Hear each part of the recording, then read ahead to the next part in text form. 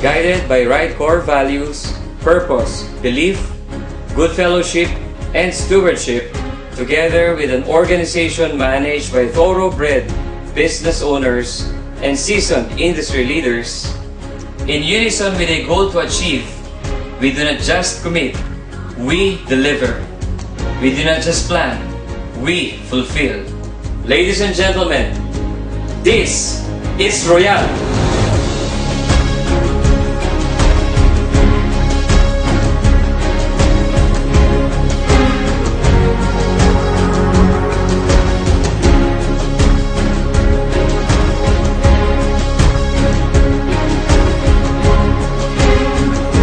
Malaki po na itulong ng pagbubukas dito ng Royalistas International General Trading.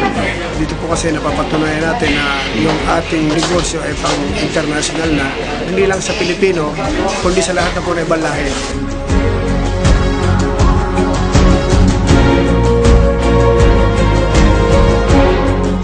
Nang kumita na ho kami dito, yung mga kapatid ko, nag-put up na rin ho kami ng isa pang traditional business na magkakasama pa rin ho kami.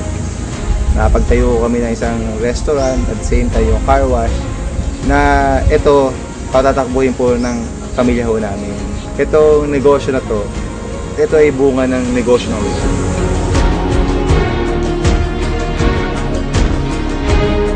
Yung mga kapatid ko na hindi talaga hilig sa negosyo, naturuan ko na rin magnegosyo, gumaganda-ganda na rin yung buhay. Parang naaambunan sila kung ano yung biyaya na nakuha ko sa Royal. Talagang napakasaya pala na ikaw yung nagiging instrumento na through Royal, natulungan mo yung ibang tao.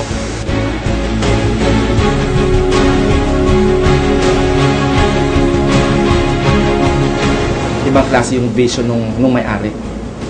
Ibang klase yung mancom ng Royal. Yun ang nakita ko sa Royal Business Club, yung integrity at credibility ng may-ari at ng management. Ibang klase yung determination ng presidente at chairman. So kung determinado yung may-ari, mas kumbaga mahahawak eh. This kind of opportunity, especially with the management team that we have, with the heart of the chairman that he has, and the intelligence of our president and the COO, and the ability of our leaders, I am very sure Royal yung solusyon sa mga pangarap.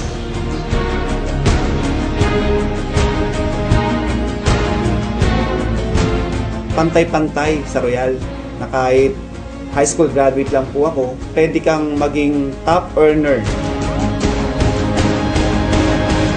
Nagbibigay sila ng equal opportunity sa buong Pilipinas o buong mundo. Kaya nararamdaman namin na kami pala binigyan din ng kahalagahan dito, na kahit nasa Mindanao kami, talagang yung Royal, iniisip pa rin kami. Kaya nagpapasalamat talaga kami na nakita ng Royal yon.